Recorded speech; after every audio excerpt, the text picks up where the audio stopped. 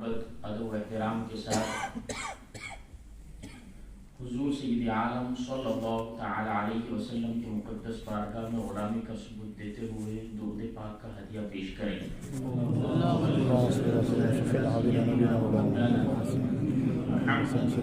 والسلام عليك يا سيدي صلاة وسلام عليك يا رسول الله صلى الله عليه وسلم۔ تیرا ذرہ مہ کامل ہے یا غوث، تیرا قطرہ یم سائل ہے یا غوث، کوئی سالک ہے یا واصل ہے یا غوث، وہ کچھ بھی ہے تیرا سائل ہے یا غوث، کوئی سالک ہے یا واصل ہے یا غوث، وہ کچھ بھی ہے تیرا سائل ہے یا غوث۔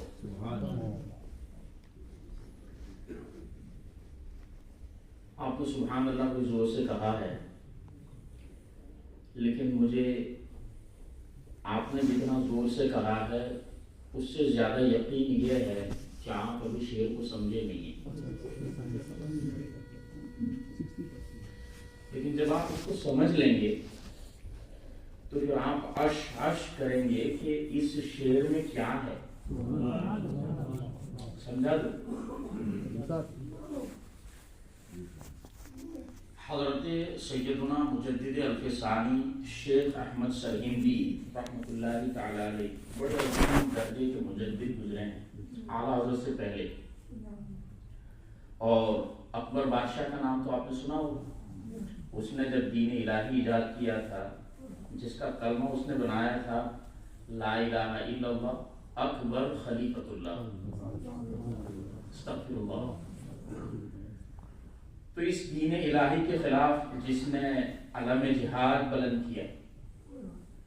اور اس مصنوعی دین کو جس نے مسمار کیا مکمل طریقے سے، اس ذات کا نام مجدد الفسانی ہے۔ گوالیار کی جیل میں آپ کو بند کر دیا گیا، قلعے میں، اور کئی سال آپ نے وہاں گزارے، لیکن اللہ والے جب جیلوں میں بھی ہوتے ہیں نا تو یہ وہاں رہ کر کے بھی رجال کار تیار کرتے ہیں، کیونکہ دین کی خدمت کی لگن اور دین کی خدمت کا شوق اور لطف اور اس کا اثر ان کی شخصیتوں پر کچھ اس طریقے سے دین کا رنگ چڑھتا ہے کہ ان کو جیل کی سلاخوں کے پیچھے ڈالو یا سڑکوں پہ ڈالو، کہیں بھی ڈالو، دین کی تبلیغ اور دین کی ترویج و اشاعت کا جو رنگ ہے وہ کبھی پھیکا نہیں پڑتا انسان۔ وہاں رہ کر کے آپ نے بہت سارے مکتوبات اپنی اولاد کو لکھے، اپنے مریدین و خلفاء کو لکھے۔ ان مکتوبات میں مکتوب نمبر 123 اس مکتوب میں آپ نے یہ لکھا کہ راہ سلوک، سلوک کا مطلب ہوتا ہے اللہ کی طرف پہنچنا، یہ روحانیت میں ایک منزل ہے، یوں سمجھے۔ ارشاد فرماتے ہیں کہ راہ سلوک کا جو منبع ہے اور اس راہ کے واصلین کا جو پیشوا ہے وہ حضرت سیدنا علی المرتضی رضی اللہ تعالیٰ عنہ کے ذات گرامی ہے۔ روحانیت اور اس راہ میں آنے والی جو تجلیاں ہیں وہ ان کے مصدر فیض سے لوگوں تک پہنچتی ہے، اور پھر فرماتے ہیں کہ اس میں فاطمہ، حسنین، کریمین سب شامل ہیں، اور پھر 12 امام جو ہیں